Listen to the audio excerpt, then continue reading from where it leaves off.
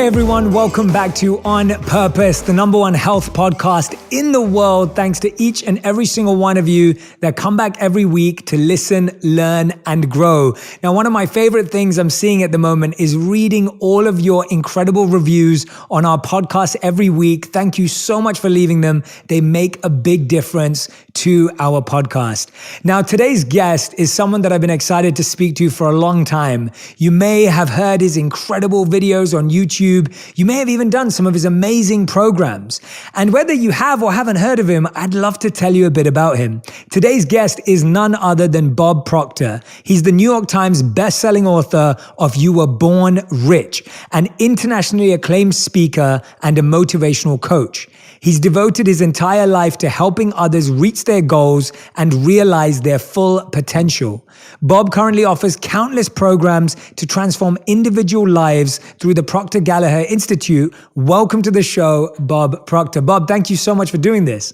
My pleasure, James. Glad to be here. Absolutely. It's wonderful to finally be with you. I've watched your videos for a long time and come across your work. And as I was saying that to you before, you said to me, Jay, I've been around for a long time. I've always valued the insights and wisdom for people who've seen there, been there, done a lot of things. What's the biggest lesson that you learned in the last 12 months that maybe you haven't learned in your life? I think I'm becoming more familiar with the importance of the internet over the past 12 months. I sometimes feel like I was guided, Jay. I built a studio. It's actually a small TV station. Now, I say that because I had a couple of people from a TV station in the studio, and I said, it's sort of like a TV station. They said, no, Bob, it is a TV station. We have multiple cameras here. We have our own editing. We can broadcast all over the world from here. It's very, really well put together. And I think the thing I've learned over the past year is that you have to learn how to communicate through different mediums, or you're going to go out of business, in our business anyway. And we have been exceptionally well set up for this situation that we're all experiencing in the world today, you know. And as a result, we're able to reach a lot of people and help a lot of people. And a lot of people need help today. There's a lot of mental nonsense going on in the minds of masses that they've never faced before. And so I think a lot of people need a lot of help. And that's what we're trying to provide. What do you think's changed, Bob, since when you first started supporting and helping people and now you continue to do your work so effectively? How have people's challenges evolved? And do you see it as being the root cause being the same, or have we drastically changed in the pain we experience? No, I think the root cause is much the same. I think it's the programming, it's the paradigms. Culture is a paradigm. Countries have paradigms, companies have paradigms, and of course, individuals have paradigms. And those paradigms are very deep-rooted, and they really control us. And the bizarre part of the whole thing is that we didn't write the code for the program that's controlling our life. Someone else did. And someone that was not very well read at all. We have a program in our subconscious mind, and much the same as the programs in the computer. And that program in our subconscious mind controls our behavior. And for the most part, in 90 high percent of the cases, the program was written by people who were totally ignorant as to what they were doing. They had no idea what they were doing. And that it's a very difficult thing to change. You don't just haul it out like you would out of your computer. It really has to be altered and has to be changed. And it takes a respectable understanding to do that. It takes a lot of discipline, which is the probable reason so few people do change very much in their whole life. and it's rather sad because, like, as I always believe, we're God's highest form of creation. We're all exactly the same. I don't care where you're from or, how you think you're different. We're really not any different. We're really all the same. The mind operates. First of all, there's only one mind. I think that's where we should probably look. And we're all an expression of that mind. And I see mind as a movement, not a thing. And we're an expression of that movement. So I think there's a tremendous educational job has to be done. And the educational institutions that are set up in the world are not doing it. And they've never done it properly. It's created, I think what they've done is add to the problem that exists, I was watching a video of you. One of the series you post on your YouTube channel is From the Vault, where you shared these older videos of you speaking many years back. Oh, yeah. And in one of them, you were talking about how when you were shared, this wisdom was shared with you that if you didn't like the results, you had to change what you were doing and who you were. And you said that starts with self-study. And what you were just speaking about right now, you were just saying that the code and the pattern that we're all following, we didn't even program it ourselves. How does someone start self-study? Because I feel like people are trying to read books and they're watching videos and they're listening to a podcast. What is the real journey of starting self-study? I think there's a lot of people trying to study this and they're going about it the wrong way. I think there's a lot of people writing books that really don't understand what they're saying. Their understanding is very shallow. I think the secret to understanding how to really get to know ourselves, we have to go to people that have demonstrated by results they really know what they're talking about. Like I always say that 80% of the people that are teaching have never done what they're teaching. And if you haven't done it, I don't think you really understand it. So it's not what do you know, it's what do you do. And for years, companies were paying people based on what they thought they knew. It was gone by a degree. And the degree didn't indicate they knew anything at all. It meant they'd gathered information. But I think we have to go by what they do. I was very fortunate when I started to study. The first man that helped me, the first person that helped me was a man. And he's the one that introduced me to this book. This I've got it held with an elastic now. It's Think and Grow Rich by Napoleon Hill. And he knew what he was talking about. And he said, if you do exactly what I tell you, you can have anything you want. Well, I didn't believe that. But I believed he believed it. And he did. And he did know what he was talking about. So I feel I was particularly fortunate in that I met someone like that. And I think probably it was an unconscious thing in the beginning. If I followed anyone from then on, I looked what they were doing before I started to listen to them. I looked at their results before I started to pay attention to them. And that has been sort of a guiding principle in my life. I believe if you want to learn something, you have to go to someone that knows more than you do. And that's really what I've done. And I've had 5 or 6 people that I've followed over the past 60 years. It's been 60 years since I started to study this. And I followed that principle, and I think it was a good, sound principle to follow. Yeah, I think it's a brilliant principle. I can relate to it in my life. Mentors and coaches have been an incredible part of my life. My journey to becoming a monk for 3 years, as I lived as a monk, mostly in India, that decision was made on the basis that I met a monk who I could see was living by the principles that he was speaking about. Yeah. And so I can relate very strongly to what you're saying. How does someone seek out the teachers, the coaches, the mentors, the books, the guides that they really want in their life? When you read that book, obviously many people have read that book and many people speak highly of that book, but there's a difference between knowing, reading, and then doing. and knowing, reading, and applying. How did you read it in a way that you started to apply what you were learning? Because you didn't meet Napoleon Hill, but it still had a profound impact on you. See, here's the book. It's falling apart. I didn't read it. I keep reading it. It isn't something I read. I'm reading it. I read it every day.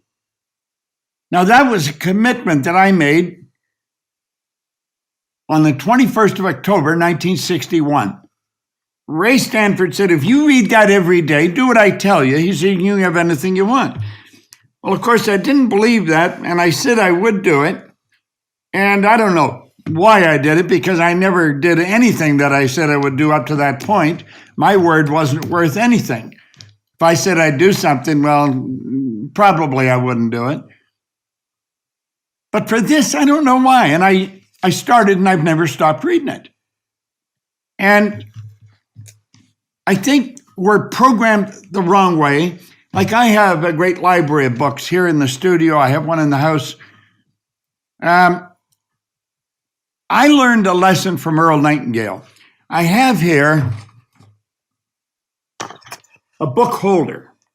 It holds a book open on my desk. And Earl Nightingale had one sitting on his desk. The first time I met him, it was in 1966. And I spent an hour with him. I asked him, I said, what is that on his desk? He says, what is what? He says, I pointed to it. Well, he says, a book holder. Hold my book open. And I said, why do you have it like that? He says, well, he smiled. He said, I'm going to read that until I understand it. He said, what, the book? No, he said, that page. And I questioned him on it. I said, what do you mean? He quoted something. He said, no amount of reading or memorizing is going to make you successful. It's the understanding and application of wise thoughts that really count. Mm-hmm. So he said, I learned a long time ago that if I kept reading the same thing, I would start to understand and I would start to apply it. I immediately started to look for a book holder. And the secret is to read the same thing over and over and over again. This is a page that was written probably around 1920. It's by Thomas Troward. I don't know if you're familiar with him. He was a great author. It's the creative process in the individual. Starts out, it says, an old saying that order is heaven's first law. That's just, if that's the only thing I read, what does that really mean? You know? Yeah. And so I learned a long time ago that if you want to learn, you've got to understand what it is you're reading, and you've got to apply it. Mm-hmm. And the proof is in the pudding. Are the results there? And if the results aren't there, then you really haven't learned anything. You got to change the results. So it's by their fruit you'll know them. I think Jesus said that. I could be wrong on that. Somebody else might have said it. But that was good advice. By their fruit you'll know them. You can tell by the results they're getting whether they know what they're talking about. And I think the trick is to keep reading it over and over and over. Repetition is the first law of reading. That's how we became programmed. It was repetition. First of all, we're programmed genetically. Little mom's DNA, dad DNA came together, and that formed the nucleus of us. And 280 days later, then we made our debut on the planet, and the programming then continued by the environment that we're surrounded by. And if you take a look at the results, and almost all welfare recipients are third, fourth, fifth generation welfare recipients. And it continues until someone breaks out of that, which takes a fair amount of strength and understanding and probably criticism. Yeah, I'm so happy that you've brought up this really powerful point of repetition, because I think our programming is to always seek something new and to seek something fresh and to try something new. But the repetition, I remember, and I say this often, that at one point in my life, I would listen to Steve Jobs' Stanford commencement speech every single day. And I listened to it every day for about 9 months in a row, where not only did I know the words off by heart, but the words had a chance to actually penetrate through to my heart. And I genuinely believe that that changed so much of my programming, because the words in that speech are just absolutely phenomenal and powerful, coming from someone who had such a big influence. And I completely agree with you that whether it's that reading a line, and I love reading too, but in that case, it was listening, it was hearing someone say it repetitively every single day. And it just really moved my life in such a powerful way. So I'm so glad that you raised that point. Well, something you just said is very important. The repetition you were saying, listening and hearing, of course, are two different things. We hear with our ears. We listen with our emotions. There's an enormous difference in the two. We can be hearing all kinds of stuff, but not listening to it. A person can be talking to us, we can hear them, but not listen to them. And the trick is to listen to something. And it's through the repetition and the listening that would have impacted your life tremendously, listening to it that long. Yes. Thank you so much for clearing up that distinction. I think you're spot on that they are completely different things. What's the programming, Bob, do you find today is the biggest block? What's the paradigm that's the biggest block in people's minds and lives today, that if someone's listening or watching right now, that they should be aware of and start to work through? First of all, I don't think many people understand what a paradigm is. And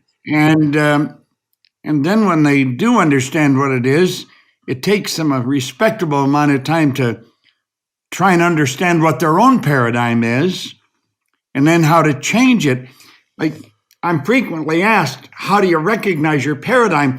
Well, the best way to recognize your paradigm, possibly the only way, is to really observe your own performance, your own behavioral patterns, your own thought patterns, how you meet and greet, and how you treat people, how you treat situations.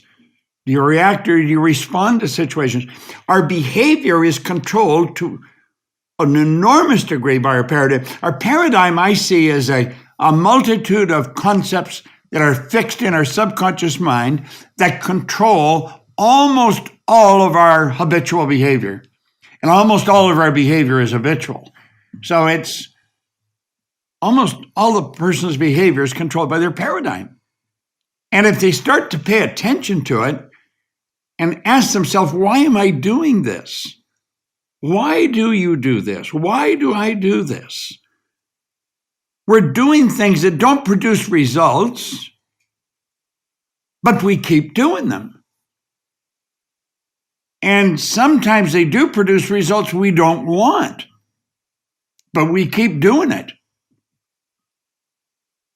And people have got to think. I listened to Earl Nightingale's recording, the same as you listen to Steve Jobs' speech. Are you familiar with Earl Nightingale's Strangest Secret record? It's such a magnificent. No, not that specifically. It's 40 minutes of the best philosophy that you'll hear. And right in the beginning, he quotes Albert Schweitzer being interviewed by a reporter in London. And they asked, what's wrong with man today? And he thought about it for a while. And he says, man simply doesn't think. And I believe that's true. If you listen to most conversations, it's obvious the person's not thinking, or they would never say what they're saying. Or if you stand back and observe their behavior, they would never do what they were doing if they were thinking. So I think, the greatest problem today is just recognizing that we are being controlled by ideas that are somebody else's ideas. They're certainly not ours. And I think it's our responsibility to recognize that and break out of it. See, I think I am a soul. I don't think I have a soul. And I think the soul is perfect. And that perfection is forever seeking expression with and through me. And so it's essential that I recognize what I'm doing and attempt to improve my own performance, my own behavior. And my own awareness, because awareness is all there is. And I believe your purpose in life and my purpose is the same as God's purpose. It's become aware of why we're here. And we're forever seeking a greater awareness. And of course, as we develop it, we show it in our results. Like I always say, a person doesn't earn $100,000 a year because they want 100 a year. They're earning 100 a year because they're not aware of how to earn 100 a month. People are not alone and lonely because they want to be alone and lonely.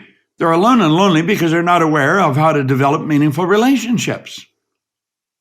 People don't live in sick bodies because they enjoy it. They live in sick bodies because they're not aware of how to maintain health in their body. So awareness is really the key. And the paradigm is blocking that. I think the paradigm blocks our growth and our level of awareness. We learn the wrong thing. Like we're taught, read the book, put it away, get the next book, read that book, put it away. And they ask you questions. You know it? Yeah, he knows it. And the next question, they don't know anything. They read all these books, but their behavior would indicate they've never read anything. No, I couldn't agree with you more. I think using your language of paradigm, when I started to understand the habits and the conditionings that I had and still have, as you said, it's an ongoing process. You always become more and more aware of what's blocking the full expression of the soul, because the soul's trying to express itself, but it's covered over by all of these other conditionings and paradigms. Viruses. Viruses? Yeah, viruses. Yeah, exactly. That you can't really access the true power of the soul or the true presence of the soul because you're covered over. In the tradition that I studied living as a monk, it was always described as a mirror with lots of dust on it. So when you try to clean the mirror of the dust first comes in your face and it irritates you because it's like that virus you just mentioned. How do we keep positive and motivated in the journey of cleansing our paradigms towards our soul? How do you keep a sustained level of enthusiasm in this journey that actually requires quite a lot of profound internal work? I think you said the right word there, in enthusiasm. I think people are looking for excitement. Yeah, very well said. And there's quite a big difference. Absolutely. I've always pointed out, when you see a person that gets excited when something good happens, you're going to see somebody who gets depressed when something bad happens. And there's a great lesson in that. But rather than getting excited, we should get enthused. We want to look where enthusiasm comes from. It comes from in theos, which is in spirit. And everything just is. And if we can look at it, it just is. It's neither good nor bad. It just is. We're not going to get excited. We'll get enthused. And if we look at the negative, it just is. It's not going to depress us because it just is. So I think the trick there is to understand the difference between enthusiasm and excitement. And how do you maintain the enthusiasm? I think the only way to maintain it is to continually study who you are. Never stop studying. And now, I don't think you just sit and study, do nothing else. You have to study, understand, and you have to apply it. So it all comes out in results. Now, I have found a great way to measure results is in money. You can measure it to the penny. People say happiness or health. You can't measure a person's happiness. And you cannot measure their health. You can go and you can have a checkup and they'll say, guy's in perfect health. He walks out of the doctor's office, a bang, he drops dead. He wasn't in perfect health at all. It appeared he was. But in earning money, you provide service. But you got to control the money. You don't let the money control you. And then if you fall in love with the idea of providing service and it's in a profit-making way, you can earn a lot of money. Well, then you can put that money to work to do great things with. And that's sort of the path I'm on. And like my partner and I, we build schools over in Africa. And we do them through Cynthia Kersey out there in Los Angeles. She's the Unstoppable Foundation. And we take a lot of joy in that. We have people from the company go over and see the work that we're doing, that they're contributing to. So I think you've got to keep checking your results, and you have to keep raising your own level of awareness. And the only way to do that is to continually study. But control your life. Don't let life control you. So you're living from the inside out, which sounds very esoteric or philosophical, but it's the only way I can explain it, because that's really what you're doing. See, when you talk about money, Bob, I feel aligned with that too. The idea of, I grew up in a mindset of where I often thought that, money was the root of all evil, or that money meant someone had to do something negative to get it, or you always had just enough to survive. And I find that we still see that paradigm existing in society. But see, when you talk about money, and even when I learned with the monks where we really understood the value of money, you see it as an energy source of service. You see exactly it as what it is. Yeah, exactly. You see it as an energy source of service, of helping, of giving, of providing. Tell us about that mental shift that's made, because I feel that you're obviously a teacher in the law of attraction and popularized and shared that concept. How about what are some of the myths with the law of attraction when it comes to money?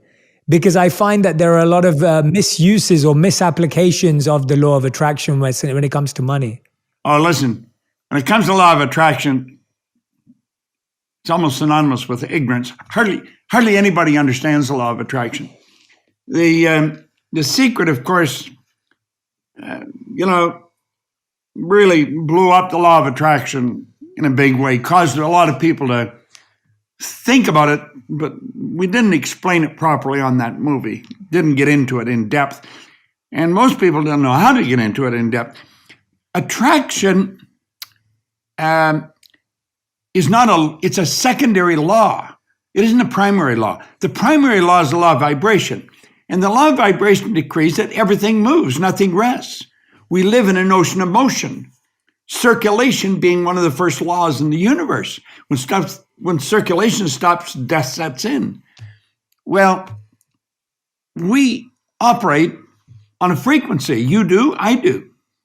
And what we're really attempting to do is raise the frequency that we're operating on. We want to operate on a higher frequency all the time, because that's where the real beauty of life is. Well, this thing we're living in is a molecular structure in a very high speed of vibration.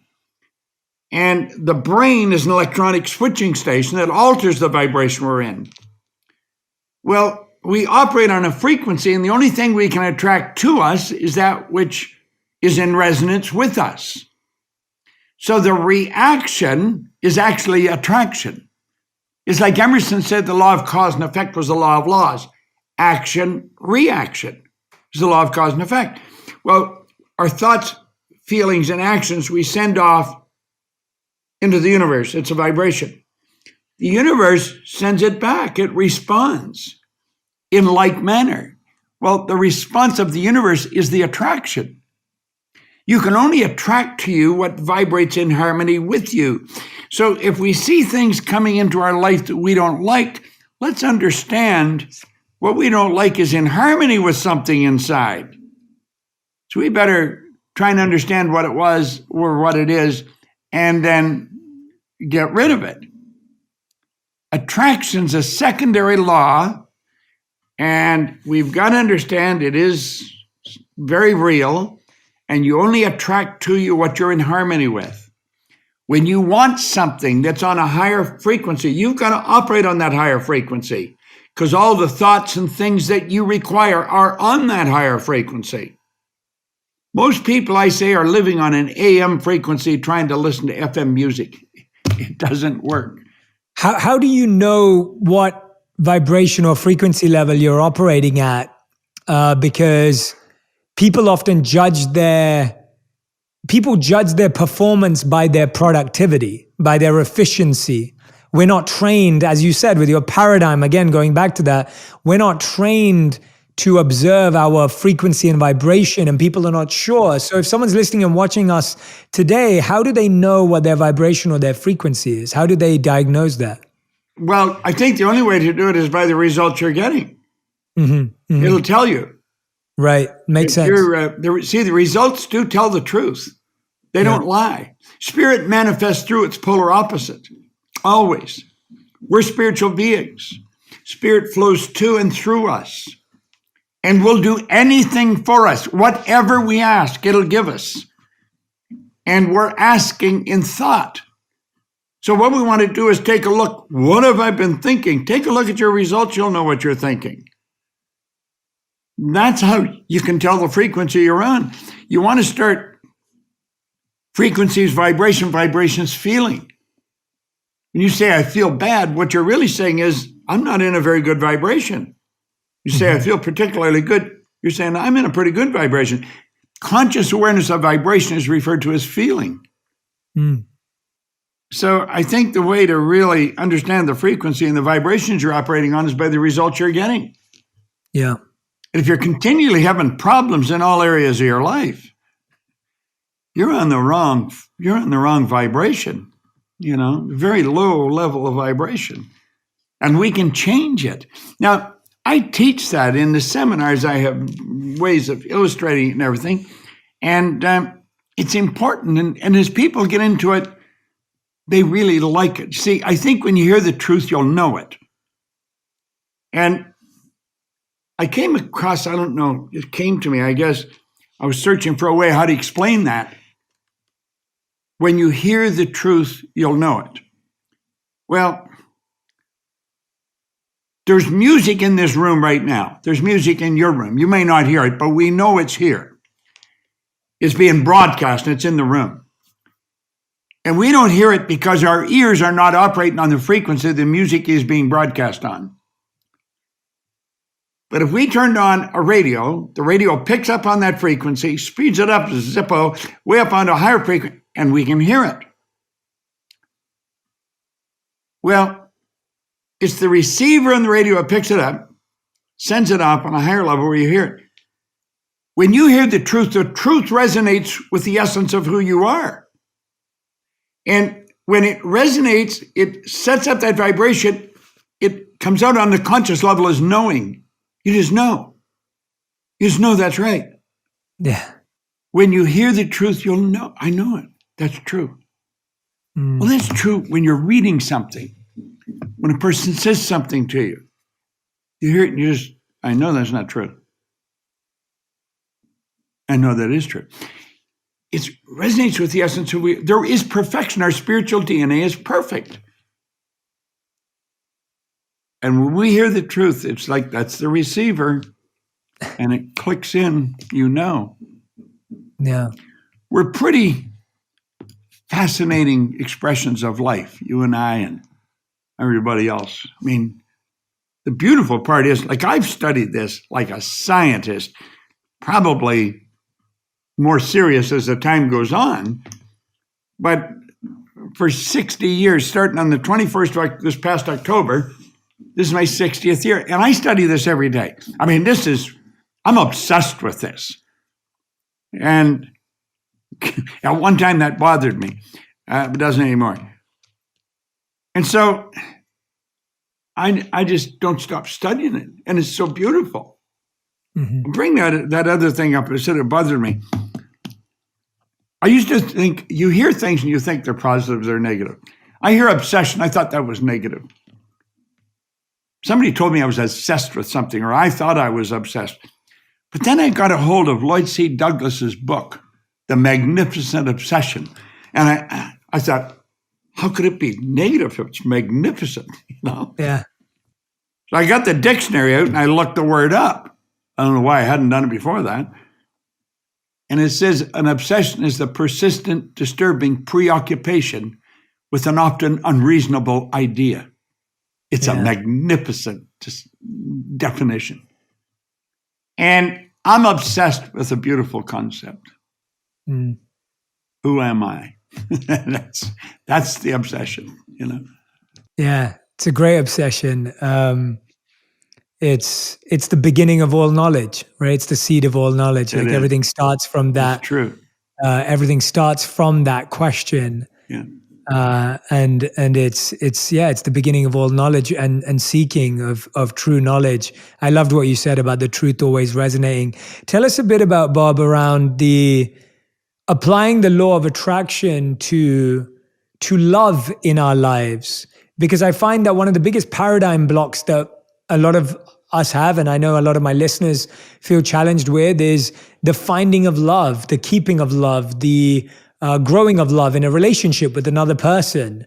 It can be one of the biggest challenges. As you said, our spiritual DNA is perfect, but our material experiences in DNA comes with baggage and pain and stress. And we end up attracting or vibrating at a level where we attract something that actually is what we need at the time, but isn't what we really truly want.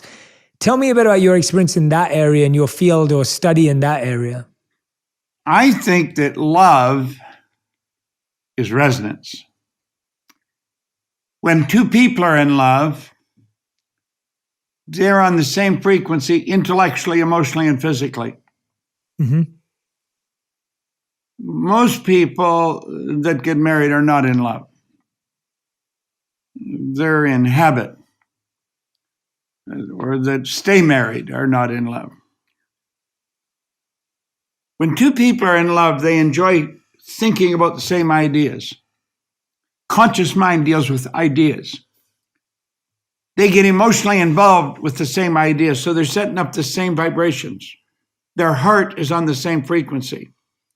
And physically, they enjoy doing the same things. They have a great physical connection. That's when two people are in love. They're in harmony intellectually, emotionally, and physically. You can fall in love with your business. I'm in love with the business that I'm in. Intellectually, emotionally, and physically, I'm in it right up to here, So that's where I see love comes in. I don't think most people that are married are in love. I think they see each other and he thinks, God, she looks pretty good. And she thinks he looks pretty good. And they go to bed and they go to heaven for 15 minutes and they say, we're in love.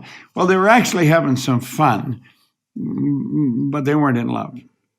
But they thought they were. And so they get married and they have nothing in common, really. And some of them will give the marriage a quiet funeral and get on with life, and others will just stay there and live like that, but there isn't any love. There may be respect and things like that. But I see love as when it's harmony, it's resonance. You can love a person, you can love an idea, you can love a vocation, you can love a place.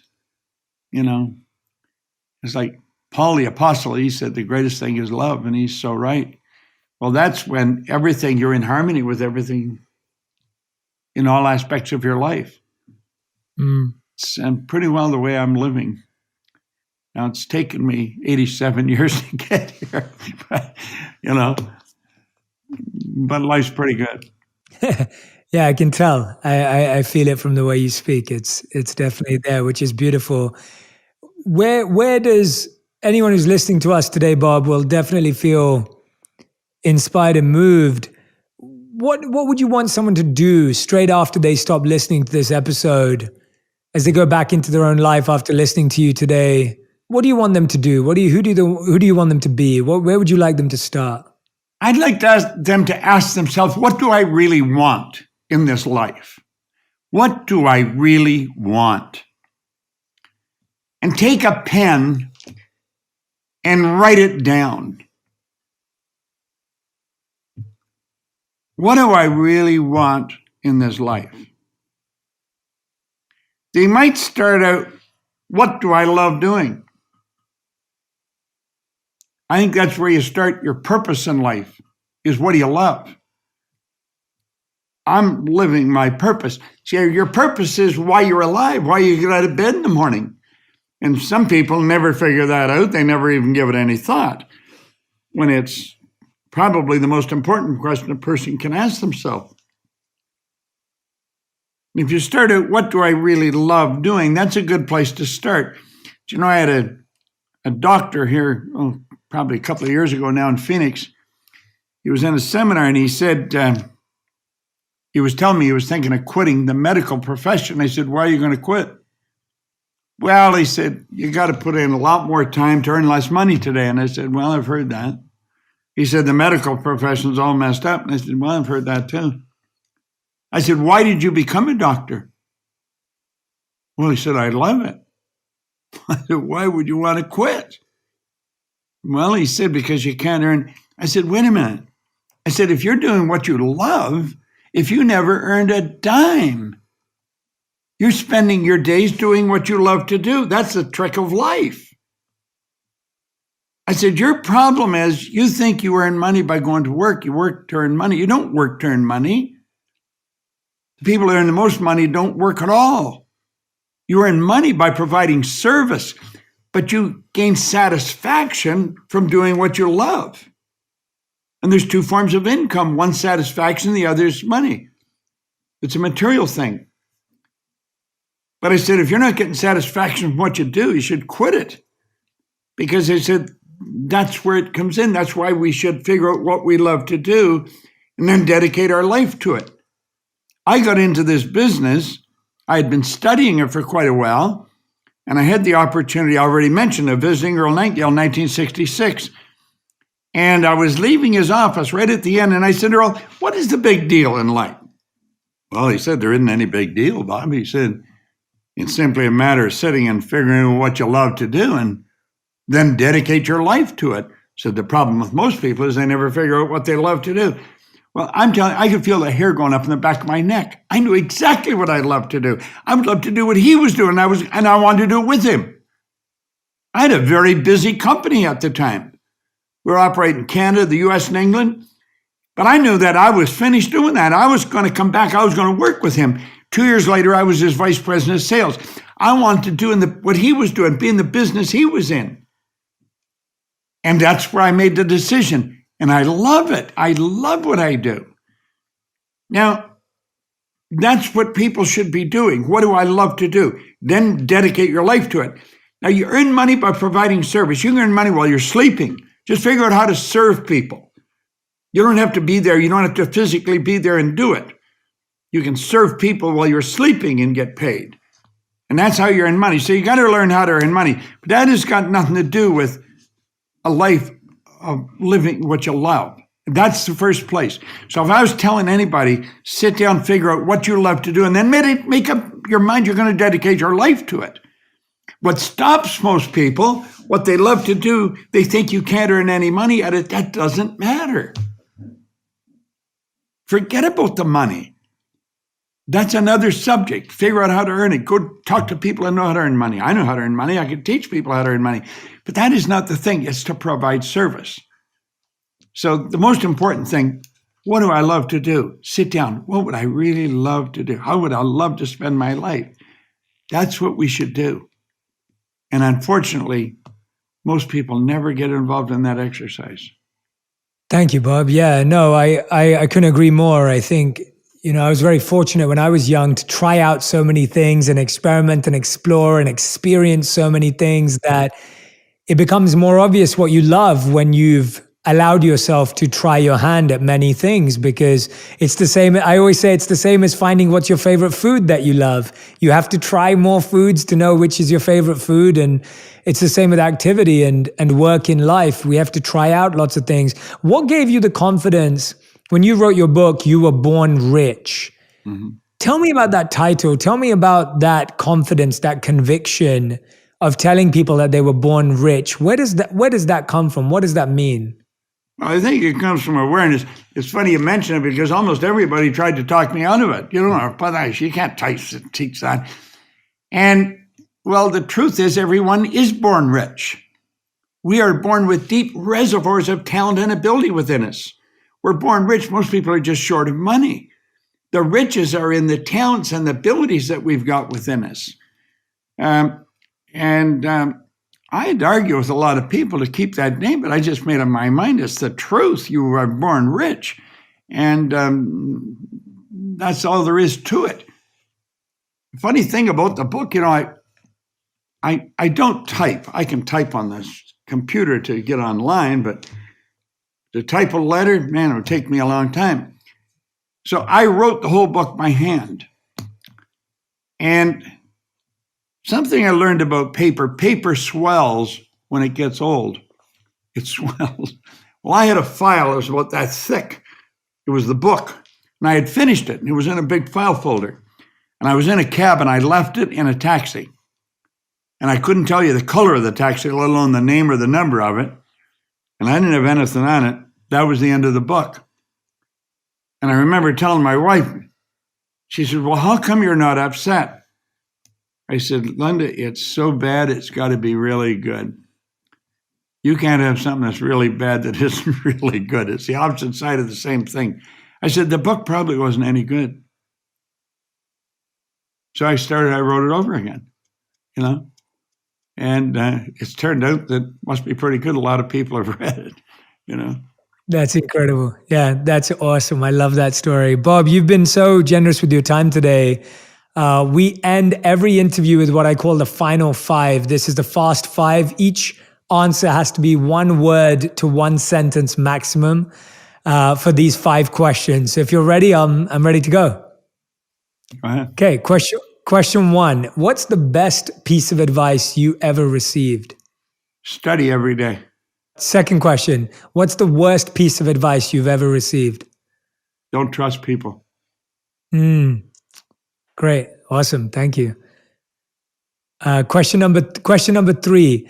What's something that you know to be true, but that other people might disagree with you on? So what's something you're quite confident about, but other people may not quite understand? There's greatness within every human being. I'd like to qualify that too. Yeah, please.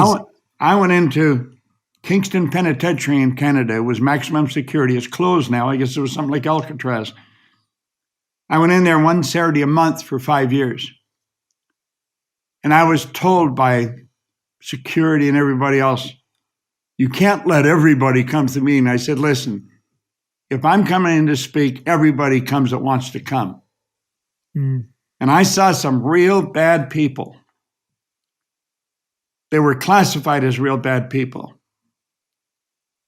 I saw them change right around because I taught them all the same thing. I had one that was in solitary confinement for 7.5 years when I first met him. He had been sentenced to 27 years. You know, that man got out on a parole with me, and I had the Canadian government tear up his parole about 2 years later, and it was a 7-year parole, and give him his passport so he could move to England with me. And that was my positive proof, because he was considered a real bad guy. That's amazing. Yeah. And so I really believe there's greatness in every one of us. There's goodness in every one of us. And when we really understand that, that's what we're going to look for in people. I love that. I love that. Beautiful. Thank you for sharing that story. Question number 4 out of 5. What's something you wish you knew earlier? I wished I knew the value of studying earlier. Oh, how I wished I had known that. I was 26. I was a terrible student. I hated school. I wouldn't listen to the teachers. I wouldn't read the books. I wouldn't do anything anybody told me. I was undisciplined. I thought I was a smart guy. I was just so dumb. And I was going down the wrong path. And like that, when I met Ray Stanford and he gave me this and he talked to me, I started to study. I love it. Now, I thought when I started, I was fairly old. I was 26. Now I'm 86. I'll be 87 in July. Now I realize how young I was, how fortunate I was. But even with that awareness, I still wished I had started to study at a very early age. It's beautiful. Thank you. And 5th and final question, Bob. If you could create one law that everyone in the world had to follow, what would it be? You know, there's a chapter in a book that I read. I love it. It's called The Science of Getting Rich by Waddles. It's chapter 14. leave everyone with the impression of increase. I love that. That's great. We've never. Cause everybody to feel better because you've been there. Leave everyone with the impression of increase. That is a brilliant law. We've never had that. I love that answer. That is such a brilliant answer. Everyone, that is Bob Proctor. Please go and follow Bob on YouTube, on Instagram, on Facebook, on all the social media platforms. Bob, it has been such a joy speaking with you today, and I've gained so much depth and insight, reassurance from so many of the things you've said. Is there a last message that you want to leave our viewers with and our listeners with that you feel you want to share with them? No, I just want to say how much I've enjoyed this interview. I mean, you really good at this. I really enjoy this, Jay. And you ask such good questions. You're obviously a great student. And I just thoroughly enjoy this. And so I would recommend, if I could leave anybody with them, whoever you are watching this, encourage them to watch Jay's podcast. Well, listen, this is so important. If I'm one person coming on here sharing this, you bring other people on that have good information. Share this, get your friends to watch this. This is how things spread. It's share good news.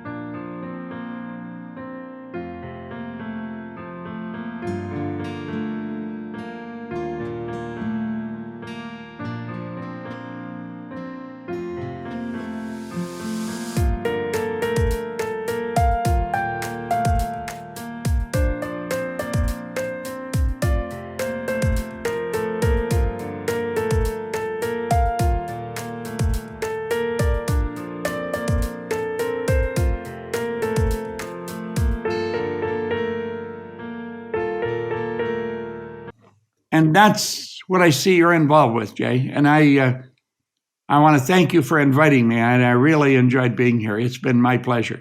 Well, thank you, Bob. It's been an honor for me, and I look forward to meeting you in person one day, hopefully soon. And everyone who's